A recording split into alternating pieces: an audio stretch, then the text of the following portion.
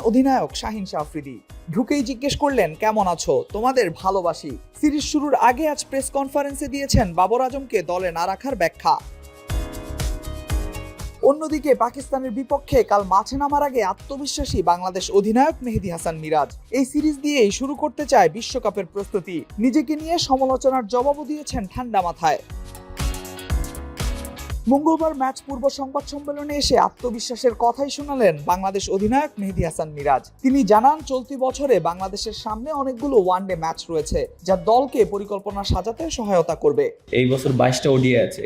অবশ্যই এটা আমাদের জন্য একটা বিরাট অপরচুনিটি প্রত্যেকটা প্লেয়ারের জন্য, এবং কন্টিনিউ ওডিআইয়ের ভিতরে খেলবে। এবং ব্যাটিং অর্ডার যেটা বললেন, যে আমরা অবশ্যই টিমের যেটা বেস্ট কম্বিনেশন হয় সেটাই আমরা চেষ্টা করছি এবং সেটাই আমরা করব। কারণ এন্ড অফ দ্য ডে আমাদের রেজাল্টটা খুব ইম্পর্টেন্ট, কারণ যেহেতু আমাদের সামনে ওডিআই ওয়ার্ল্ড কাপ, আমাদের র্যাঙ্কিংটাও খুবই ইম্পর্টেন্ট।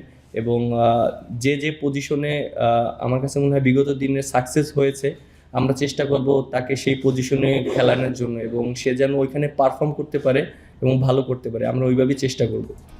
সাম্প্রতিক সময়ে ব্যাট হাতে প্রত্যাশা মতো পারফরমেন্স করতে না পারার বিষয়টিও অকপটে স্বীকার করেছেন এই অলরাউন্ডার। তবে ব্যক্তিগত পারফরমেন্সের চেয়ে দলের সাফল্যকেই বেশি গুরুত্ব দিচ্ছেন তিনি। আমি ওয়ারিড না, কারণ এর জন্য ওয়ারিড না। দেখেন, লাস্ট যে সিরিজগুলো আমরা খেলেছি, প্রায় ওয়ার্ল্ড কাপের পরে আমরা প্রায় 15টা ওডিআইয়ের মতন খেলেছি মেবি, এবং অনেক গ্যাপে খেলেছি। সো আমার কাছে মনে হয় যে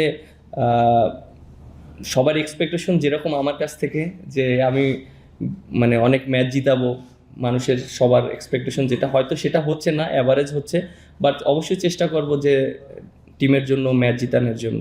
দলের নিজের ব্যাটিং